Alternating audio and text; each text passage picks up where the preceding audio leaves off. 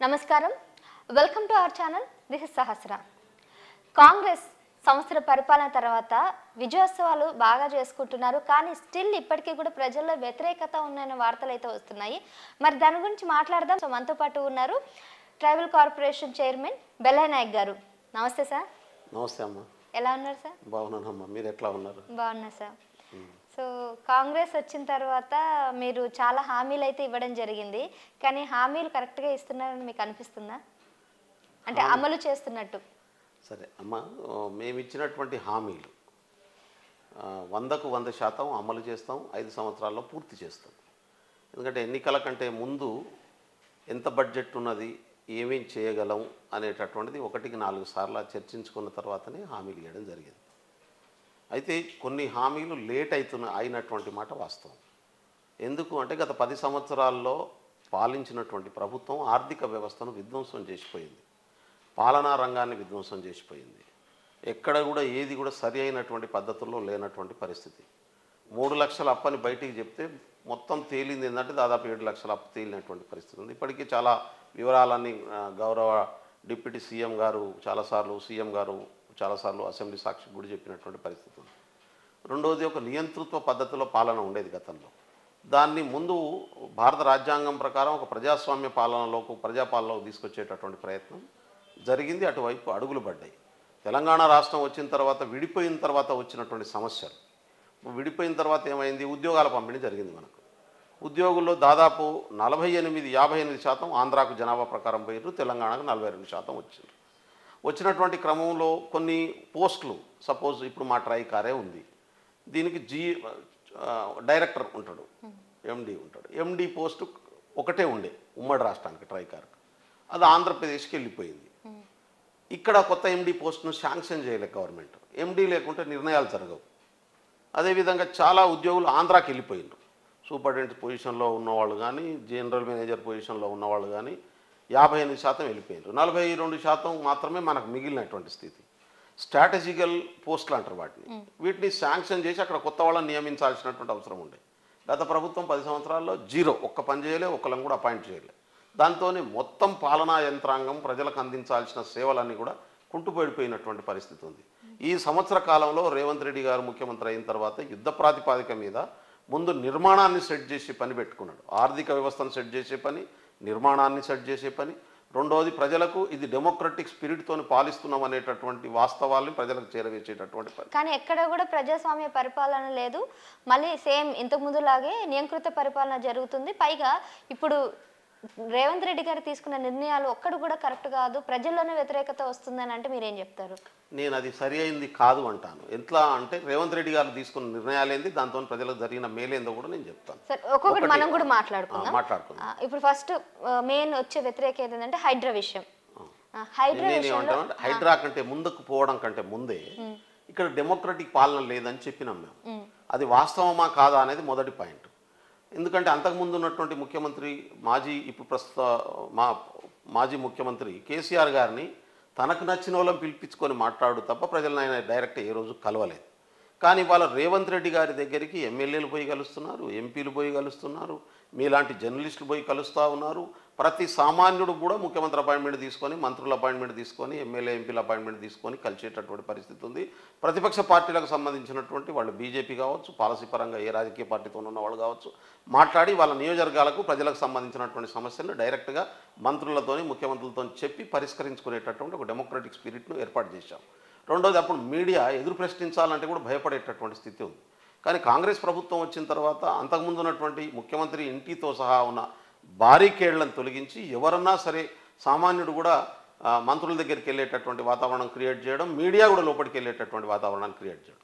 బహుశా మీరు కూడా చాలా సంవత్సరాల నుంచి జర్నలిజంలో ఉన్నారు మొన్న సంవత్సరం క్రితం మా ప్రభుత్వం వచ్చేదాకా కొత్త సెక్రటరియట్లోకి ఒక జర్నలిస్ట్ కూడా ప్రవేశించలేదు లోపలికి రానిచ్చేటటువంటి అవకాశం లేకుండే కానీ ఇవాళ ప్రతి జర్నలిస్టు పోయి ప్రతి మంత్రులను ఎమ్మెల్యేలను ఎంపీలను కలుస్తున్నట్టు సెక్రటరీలను కలుస్తున్నటువంటి వాతావరణం వచ్చింది దీన్నే ప్రజాపాలన అంటారు ప్రజాస్వామ్య పరిపాలన అంటారు కాబట్టి ముందు ప్రజాస్వామ్య అడుగులు పునాది వేసేటటువంటి పని పెట్టుకున్నాం దాంతోపాటు నిరుద్యోగానికి సంబంధించినటువంటి ప్రధానమైనటువంటి సమస్యను పరిష్కరిస్తామని మేము చెప్పినాం ఇప్పటికే దాదాపు 54,000 ఉద్యోగాలను భర్తీ చేసినాం దాదాపు ఇంకా 15 రకాల ఉద్యోగాలకు సంబంధించినటువంటి 15 నెలల ఉద్యోగాల నోటిఫికేషన్ షెడ్యూల్ను రిలీజ్ చేసినటువంటి పరిస్థితి. జాబ్ క్యాలెండర్ రాలేదని విద్యార్థులు ఇప్పటికీ కూడా జాబ్ గూగుల్ క్యాలెండర్ పెడుతున్నారు. ప్రకటించడం కదమ్మా, అసెంబ్లీ సాక్షిగా గత అసెంబ్లీలోనే జాబ్ క్యాలెండర్ ప్రకటించినటువంటి పరిస్థితి. ప్రకటించడమే తప్ప మాకు సరిగ్గా ఉద్యోగాలు ఎంత ఇస్తామన్నారో హామీ, ఆ హామీ ప్రకారం మాకు ఇవ్వట్లేదని ఇప్పటికీ కూడా విద్యార్థులు బయటకు వచ్చిన సందర్భాలు ఉన్నాయి. విమర్శించేటటువంటి వాళ్ళు ఏదైనా బేస్తో విమర్శించాలి.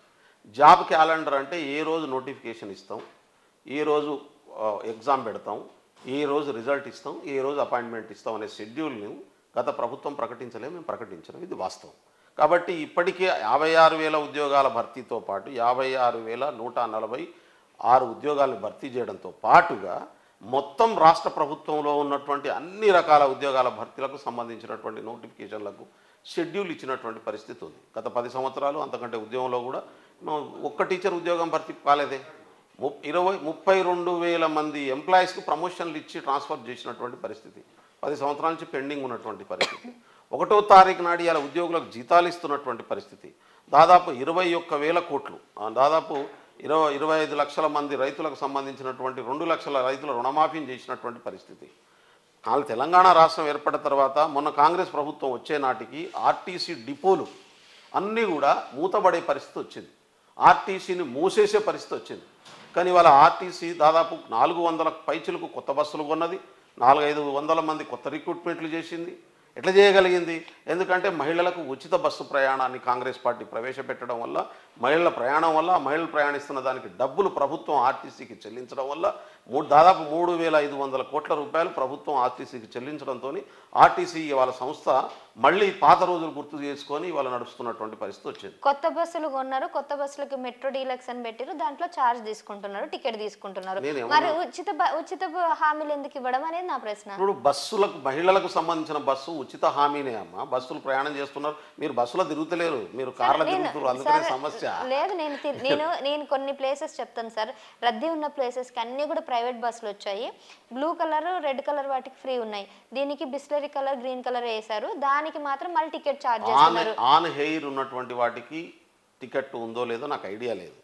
ఆర్టీసీకి సంబంధించినటువంటి ప్రభుత్వ అన్ని బస్సులన్నింటిలో కూడా ఫ్రీ ప్రయాణం జరుగుతుంది. నువ్వు సిటీనే కాదు మొత్తం. ఇప్పుడు ఇంకో మాట కూడా అంటున్నారు, నిన్నటి దాకానేమో అదేంది ఆటోలు నష్టపోతున్నాయి అనే మాట తీసుకొచ్చారు. ఇంకోటేమో ఆటోలో తిరిగేటోళ్ళు బస్సు ఎక్కుతారమ్మా, ఆటోలో తిరిగేటోళ్ళు బస్సు ఎక్కరు, బస్సులో పోయేటోళ్ళే బస్సు పోతారు. ఇప్పుడైనా అప్పుడైనా ఆటోలో తిరిగే కెపాసిటీ ఉన్న వాళ్ళు ఎవరు ఫ్రీ బస్సు వస్తుందని బస్సులో పోతారని నేను అనుకోను. రెండోది, మెట్రో వలన ఆర్టీసీకి నష్టం ఆర్టీసీ వలన మెట్రోకి నష్టం జరుగుతుందనే తప్పుడు ప్రచారం. అంటే ఉత్తగానే చెప్పుడు, మెట్రో ఉన్నదే మన రాష్ట్రంలో 69 కిలోమీటర్లు, మరి రాష్ట్రం అంతా కూడా ఫ్రీ బస్సు ప్రయాణం ఇస్తున్నాం, దానివల్ల ఎట్లా నష్టపోతారు? 69 కిలోమీటర్ల మెట్రో ఎట్లా నష్టపోతుంది? కాబట్టి ఇది టీఆర్ఎస్ వాళ్ళు ఉద్దేశపూర్వకంగా ఈ స్కీమ్ పట్ల వ్యతిరేకతను క్రియేట్ చేయడం కోసం చేస్తున్నటువంటి తప్పుడు ప్రచారం తప్ప అందులో వాస్తవం లేదు. నంబర్ 1. నంబర్ 2, ఇప్పుడు మేము యుద్ధ ప్రాతిపాదిక మీద ఒక్కొక్క స్కీమ్ను ఇంప్లిమెంట్ చేస్తూ వస్తున్నటువంటి పరిస్థితి ఉంది. ఇప్పుడు 40% ఎస్సీ ఎస్టీ బీసీ మైనార్టీ విద్యార్థులు, పేద విద్యార్థులు చదువుకుంటున్నటువంటి స్కాలర్షిప్లను పెంచినటువంటి పరిస్థితి ఉంది. 1-2 కాదు, గత 12-13 సంవత్సరాలుగా పెంచలే. పిల్లలు ఇబ్బంది పడుతున్నారు, మెస్ ఛార్జెస్ పెరగలే, కాస్మోటిక్ ఛార్జెస్ పెరగలే, సోపులు, ఆయిల్స్ అమ్మాయిలకు పెరగలే హాస్టళ్లలో. ఇవంతా పెంచినటువంటి పరిస్థితి ఈ ప్రభుత్వానికి. దాన్ని కూడా బదనాం చేసేటటువంటి ప్రయత్నం చేయడం. కాబట్టి ఈ 1 సంవత్సర కాలంలో బయట నుంచి దాదాపు 60-70 వేల కోట్ల రూపాయలు రెవెన్యూ రాష్ట్రానికి వచ్చేటట్టు, ఇన్వెస్టర్స్ వచ్చి ఇక్కడ ఈ పరిశ్రమలు పెట్టేటటువంటి అగ్రిమెంట్ ఈ రాష్ట్ర ప్రభుత్వం చేసుకున్నటువంటి పరిస్థితి 1 ఇయర్ కాలంలో ఉంది. కాబట్టి అంతకుముందు దీంతో పాటు ఒకవైపు గత ప్రభుత్వం అడ్డగోలుగా అప్పులు చేసిపోతే నెలకు 6,500 కోట్ల రూపాయలు వాళ్ళు చేసిన అప్పుకు అసలు వడ్డీ కలిపి కడుతున్నాం. కేసీఆర్ గారు చేసిన, మహానుభావుడు చేసిన గొప్ప పని ఏందో అంటే, అప్పులు అడగోలుగా చేయడం వల్ల రీపేమెంట్ ఇప్పుడు స్టార్ట్ అయింది మా ప్రభుత్వం వచ్చినాక. కేసీఆర్ అసలు వడ్డీ కలిపి 1 పైసా ఇయ్యలే గత ప్రభుత్వం. మేము వచ్చినాక రీపేమెంట్ వచ్చినట్టు పెట్టిపోయింది దొర. ఆ రీపేమెంట్ ఇప్పుడు మేము చేస్తూ ఉన్నాం. మరి ఆ డబ్బులు ఎడిపోయినాయి. ఆయన అప్పుడేమన్నాడు, ఇప్పుడు ఈ అప్పులు ఎందుకు చేస్తున్నావా కేసీఆర్ గారు అని అడిగితే ఆ రోజు చెప్పిన మాట ఏంటంటే, పిచ్చోళ్ళారా, ఈ అప్పులతోని ఇన్వెస్ట్ చేస్తాం, ఆస్తులు పెంచుతాం, ప్రభుత్వానికి రెవెన్యూ పెరుగుతుంది, 10 సంవత్సరాల్లో 7 సంవత్సరానికి 5 లక్షల కోట్ల రూపాయలు రెవెన్యూ వచ్చే పరిస్థితి తీసుకొస్తున్నా అన్నాడు. ఇప్పుడు తెలంగాణ రాష్ట్రానికి 5 లక్షల కోట్ల రెవెన్యూ వస్తుందా? రావట్లేదు కదా. మరి ఆయన దాదాపు 10 సంవత్సరాల పాలనలో 15 లక్షల కోట్లు బడ్జెట్ 7 లక్షల కోట్ల అప్పులు అంటే 22 లక్షల కోట్లు ఏడ ఇన్వెస్ట్ చేసిండు, ఏ ఆస్తి క్రియేట్ చేసిండు, ఏ రెవెన్యూ వచ్చే సంస్థను ఏర్పాటు చేసిపోయిండు, ఒక ఫ్యాక్టరీ పెట్టిండా, తద్వారా రెవెన్యూ రాష్ట్ర ప్రభుత్వానికి వస్తుందా, లేకుంటే ఏమైనా మెట్రో రైలు వేసిండా దాని వల్ల రెవెన్యూ ఏమైనా వస్తుందా, పోనీ మేము వేసినట్టు ఔటర్ రింగ్ రోడ్ ఏమైనా వేసిండా రెవెన్యూ వచ్చేటట్టు క్రియేట్ చేసిండా, ఏం చేయలేదే. లక్షల కోట్ల రూపాయలు అడ్డగోలుగా ఎక్కడ పడితే అక్కడ ఖర్చు పెట్టేసి రూపాయి రాకపోగా మొత్తం రాష్ట్రాన్ని అంతా అప్పులపాలు చేసి కాళేశ్వరం ప్రాజెక్టు పేరు మీద ₹1,00,000 ఖర్చు పెట్టేసి వాళ్ళకు కావాల్సినటువంటి డబ్బులు సంపాదించుకొని పోయినారు తప్ప ఈ రాష్ట్రాన్ని అతలాకుతలం చేసిపోయినటువంటి పరిస్థితి ఉంది. మేము వచ్చినాకనే ఇవాళ ఒక ప్రణాళికాబద్ధంగా కడుపు కట్టుకొని మూతు కట్టుకొని తిండి కూడా తినకుండా 18 గంటలు పనిచేస్తూ మా క్యాబినెట్ మంత్రులు, ముఖ్యమంత్రి గారు, డిప్యూటీ సీఎం గారు మొత్తం ఆర్థిక వ్యవస్థను చక్కబెట్టేటటువంటి పని చేసుకుంటూ వస్తున్నటువంటి పరిస్థితి ఉంది. ఈ సంవత్సర కాలంలో 4 నెలలు మాకు ఎన్నికలకు పోయినాయి. ఏది 8 నెలలే పాలించినాం. ఒక లెక్క ప్రకారం నుంచి మాట్లాడుకోవాలంటే 8 నుంచి 7 నెలల పాలనలోనే ఇన్ని పనులు చేయగలిగినాం. అందుకనే చెప్తా ఉన్నాను, ఒకవైపు రైతులను ఆదుకోవడం, ఒకవైపు మహిళలను ఆదుకోవడం, ఒకవైపు విద్యార్థులను ఆదుకోవడం, దానిని కొత్త చట్టాన్ని తీసుకురావడం. నువ్వు ఊహించగలవా అమ్మా? ఇప్పుడు మీరు అన్నారు దాదాపుగా ఇన్ని లక్షల అప్పులకు వడ్డీలు కట్టడానికే మాకు సమయం సరిపోవట్లేదు అంటున్నారు. మరి ఇంత ఖజానాలో ఇంత లో బడ్జెట్ ఉన్నప్పుడు మళ్ళీ మీరు కౌలు రైతులకు కూడా ఖచ్చితంగా రైతు భరోసా ఇస్తామని ప్రకటించారు. ఎక్కడి నుంచి డబ్బులు తీసుకొద్దామని? నీకు మంచి ప్రశ్న అడిగారమ్మా మీరు. ఇప్పుడు రైతులను, రైతు కూలీల్ని ఆదుకోవడం అనేది మన మానవ సంపదను, మన జాతిని మనం బలోపేతం చేసుకోవడం. కేసీఆర్ గారు ఏం చేసిండ్రు, రైతు బంధు పేరు మీద భూములు ఉన్న వాళ్ళందరికీ బహిరించాడు, పంచాడు, పుట్నాలు పంచాడు ప్రజల సొమ్మును. 25,000 కోట్ల రూపాయలు దుబారా అయినాయి. ఆయన రైతుల పేరు మీద ఇచ్చిన 76,000 కోట్లలో దాదాపు 25,000 కోట్లు వ్యవసాయం చేయనోడికి, నాగలి పట్టనోనికి, హైదరాబాద్లో ఉద్యోగాలు చేసుకునేటోనికి, వ్యాపారాలు చేసుకునేటోనికి, రాజకీయ నాయకులకు పోయినాయి. మేము నువ్వు అడిగిన ప్రశ్నకి సమాధానం చెప్తాను. ఈ 25,000 కోట్లు రైతులకు ఇచ్చుంటే దుబారా అయ్యేది కాదు. మేమేం చేస్తున్నామంటే చెట్లకు, పుట్టలకు, రియల్ ఎస్టేట్ వ్యాపారాలు చేసుకునేటటువంటి భూములకు, మొటేషన్ కాని భూములకు పైసలు ఇయ్యం. నిన్ననే క్యాబినెట్ మీటింగ్ జరిగింది బట్టి గారి నాయకత్వంలో. నిన్న కూర్చొని మాట్లాడుకున్నారు మంత్రులంతా, శ్రీధర్ బాబు గారు, మిగతా సెక్రటరీస్. వ్యవసాయం చేసేవాళ్ళు, భూమి కలిగిన వాళ్ళందరికీ కాదు ఇచ్చేది. వ్యవసాయం చేసేటటువంటి వాళ్ళు, వ్యవసాయాన్ని జీవన వృత్తిగా, మీరు జర్నలిస్ట్, మీ వృత్తి జర్నలిజం. కౌలు రైతుల్ని మీరు ఎలా గుర్తిస్తారు? ఇప్పుడు భూమి లేని వాళ్ళందరికీ ఇవ్వడం ఆయన చేసిన బీఆర్ఎస్ లో చాలా మిస్టేక్ అని అందరికీ తెలుసు. ఇప్పుడు కౌలు రైతులు నేనే వస్తాను, నేను ఎవిడెన్స్ చూపిస్తే ఓకే ఇది, కానీ చాలా మంది కూలి పనులు వచ్చి నేను కూడా కౌలు రైతునని వచ్చి మీ దగ్గర అప్లికేషన్ పెడితే అక్కడ కూడా దుబారా ఖర్చు అవుతుంది కదా. కాదమ్మా, ఇది ఏమంటుంది అంటే మీకు అనుమానం, మీరు చెప్పేది ఇట్లా జరిగే అవకాశం ఉంది కదా అనేది మీ అనుమానం. ఎగ్జాక్ట్లీ, అనుమానం సహజమైందే. ఇప్పుడు ఆ జాగ్రత్తలన్నీ తీసుకుంటాం. కౌలు రైతులు గుర్తించడం చాలా సింపుల్ అమ్మా.